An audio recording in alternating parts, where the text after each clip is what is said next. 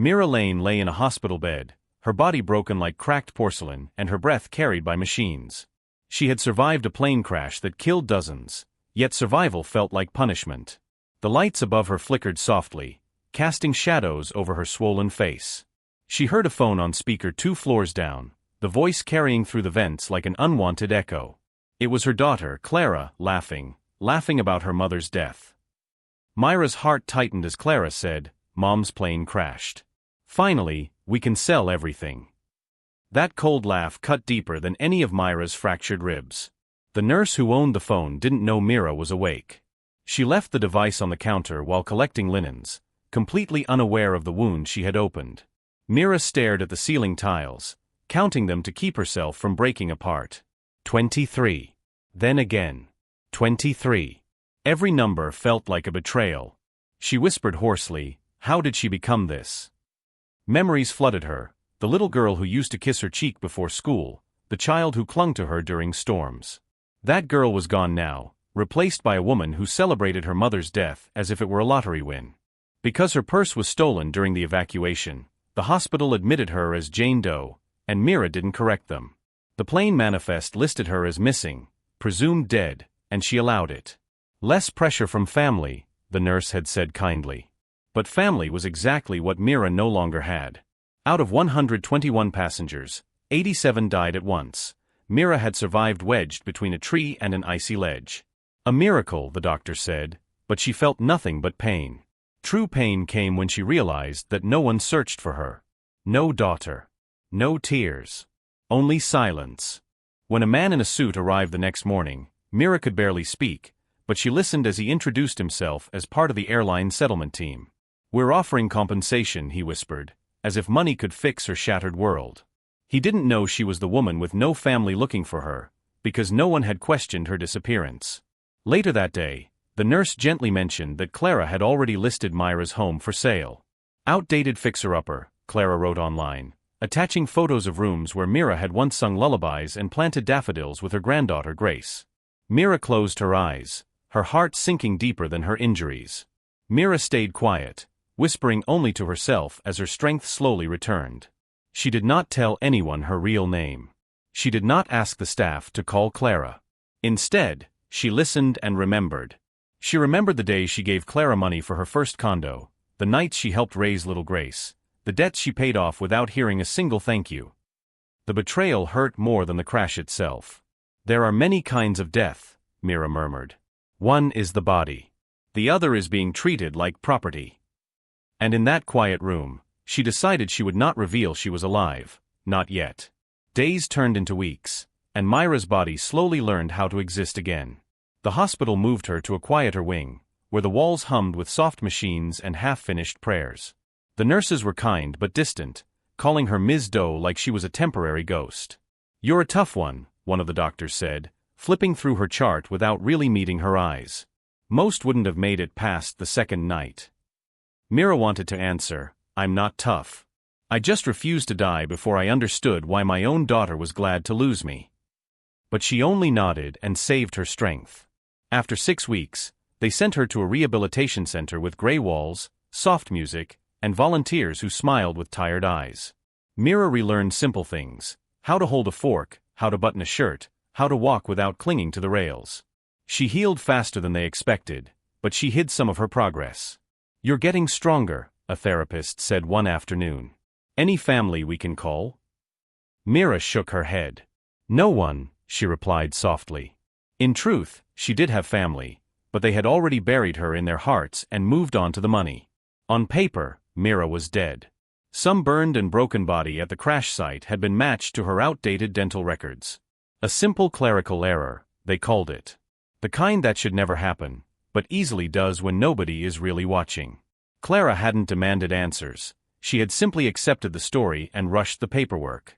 She organized a celebration of life at a country club instead of a funeral. No coffin, no raw tears, just brunch and soft music. Mira imagined there were smiling photos on a slideshow too, but none of them recent, none of them honest. When the rehabilitation center finally released her, Mira was given a thin folder and a stack of forwarded mail. Among the envelopes was one from the airline's legal team. She sat on the edge of her rented hospital bed in a small room and opened it with shaking fingers.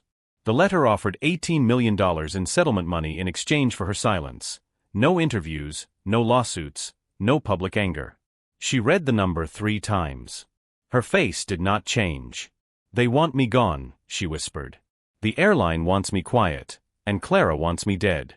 I won't give either of them what they want." That night, Mira made a decision that straightened her spine more than any brace. She would not step back into her old life like a grateful ghost. She would step into a new one with clear eyes.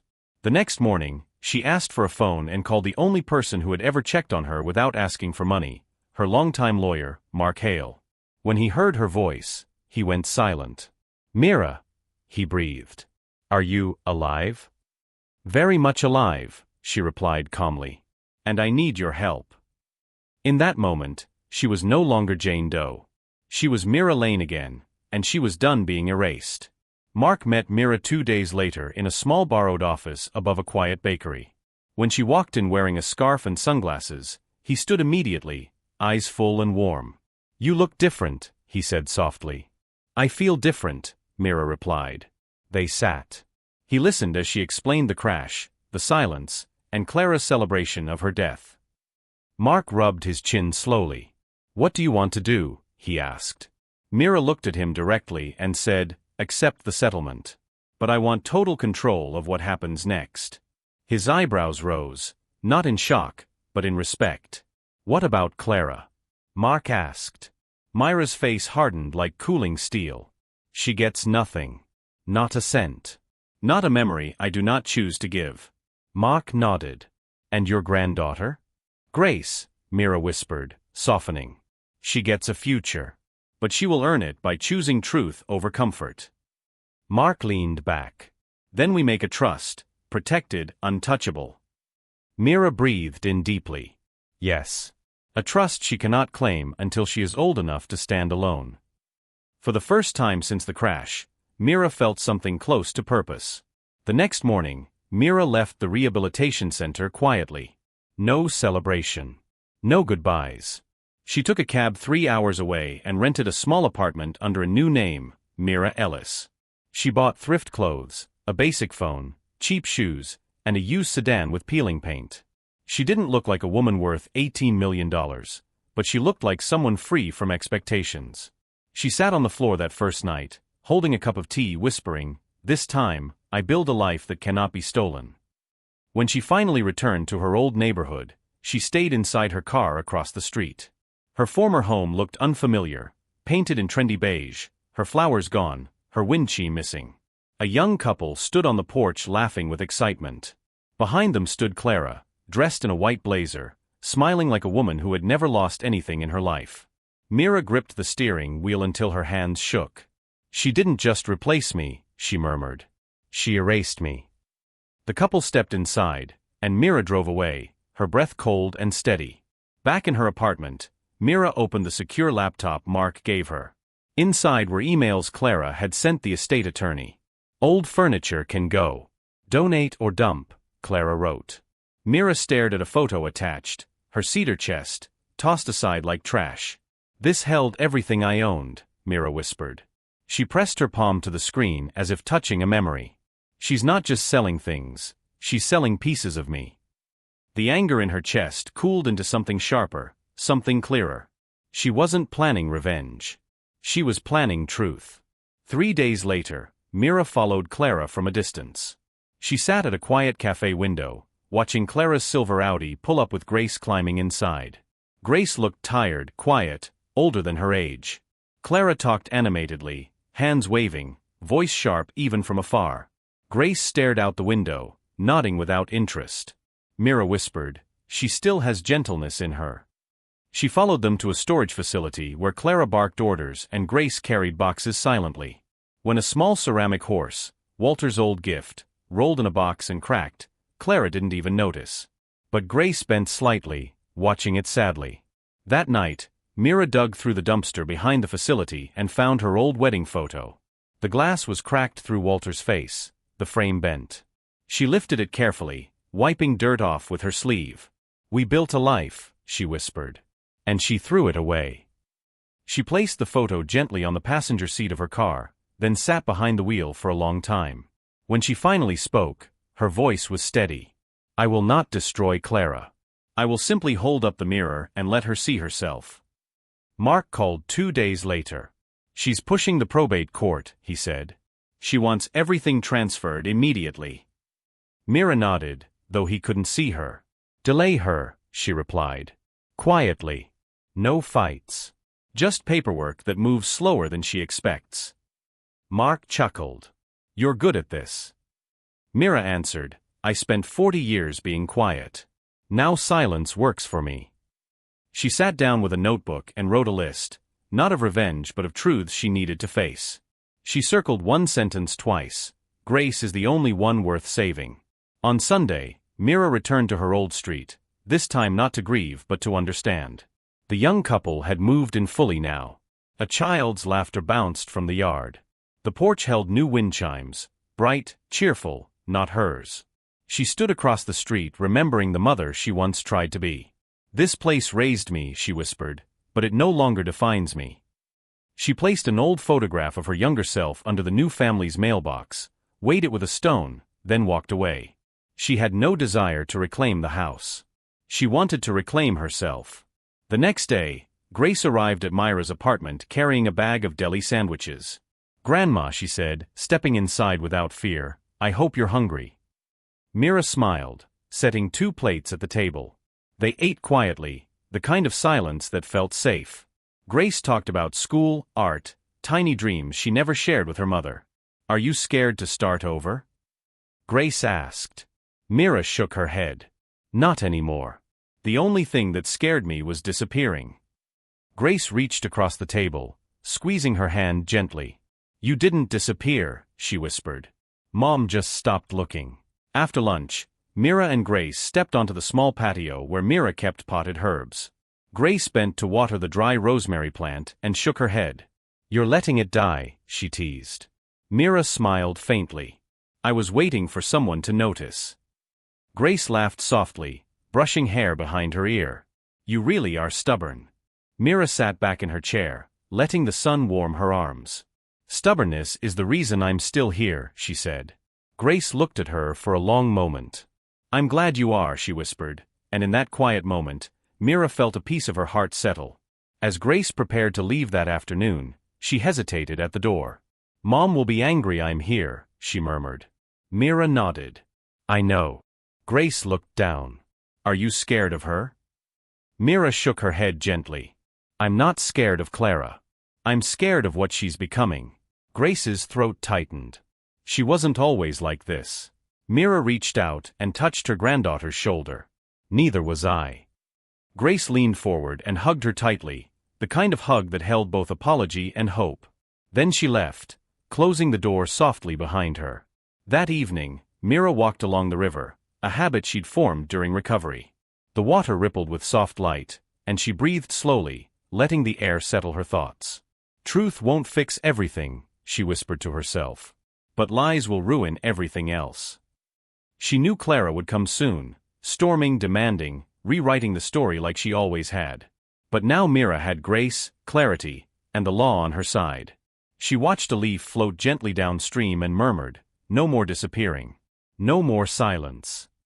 2 days later, Mira received news from Mark. Clara's hired another attorney, he said over the phone. She's looking for ways to block your settlement access or claim mental instability. Mira didn't even blink. Of course she is. Are you nervous? He asked. No, she answered calmly. She thinks this is about money.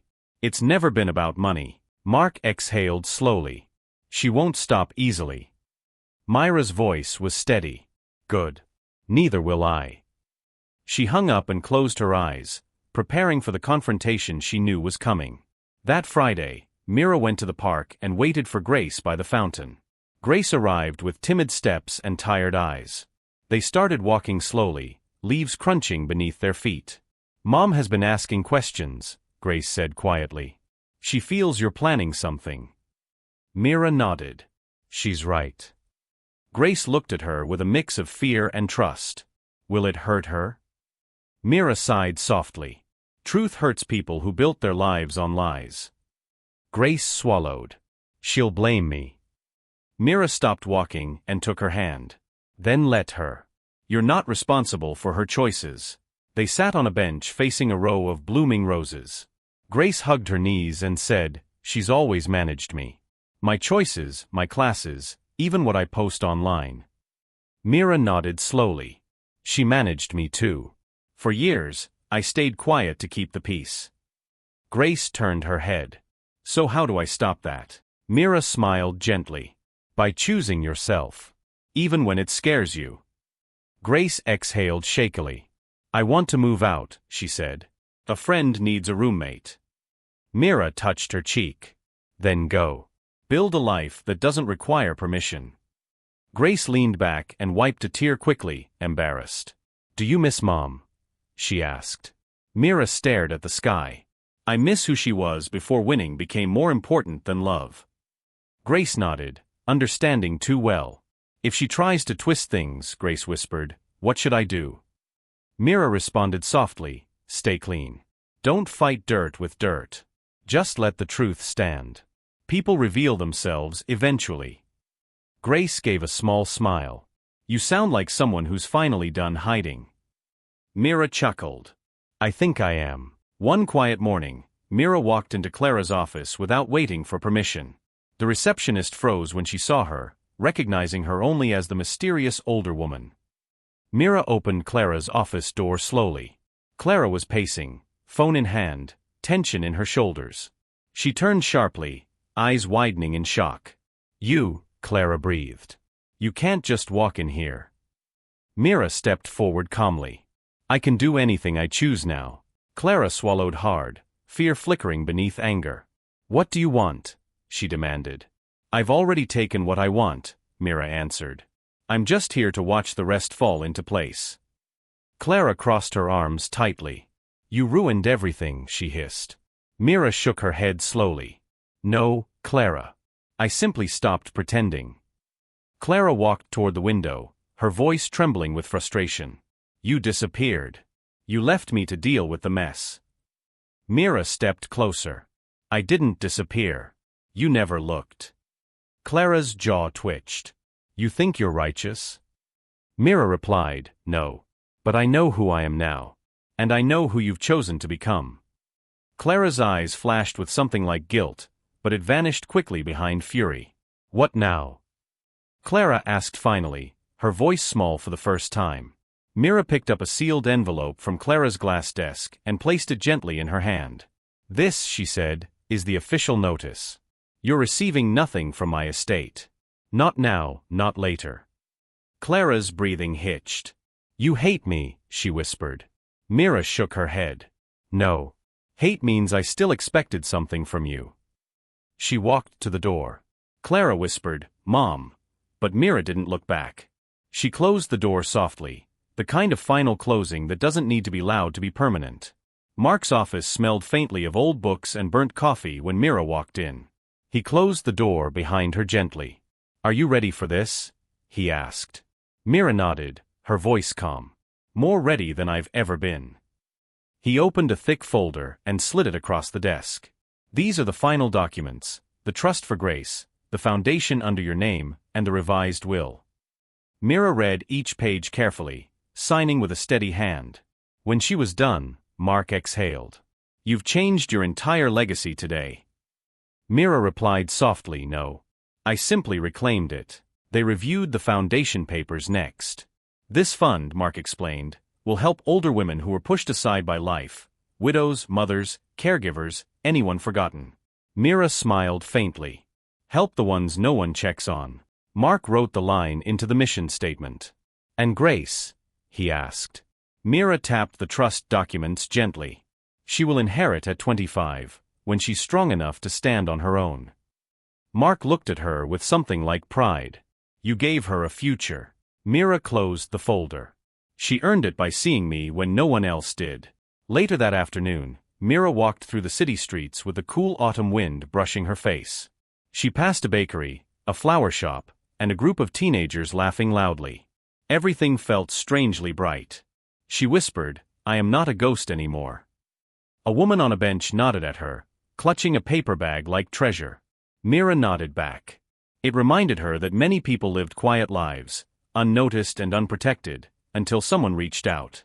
"This is why I survived," Mira murmured. "Not for revenge. For purpose." 3 days later, a courier handed Clara a thin envelope. She accepted it with an annoyed sigh, until she saw her name on the front. Inside was the official notice of estate closure. As she read, her hands began to shake. The letter stated clearly, all claims she assumed were revoked. All inheritance rights nullified. All assets redirected legally and permanently. And at the bottom, a single cold line: no further correspondence is required. Clara sank into her chair, staring at the page as if it had betrayed her. She whispered, "She really did it." She opened her desk drawer and pulled out an old photo, a small plastic frame holding a picture of her at 7 years old, sitting in her mother's lap. She stared at it blankly. "I didn't think she'd come back," she muttered. The office around her felt bigger, colder, almost foreign. Panic rose in her throat, not over losing money, but over losing control. She whispered again, "Why didn't she just let me win?" Her eyes stung, but no tears came. Control had been her armor for too long.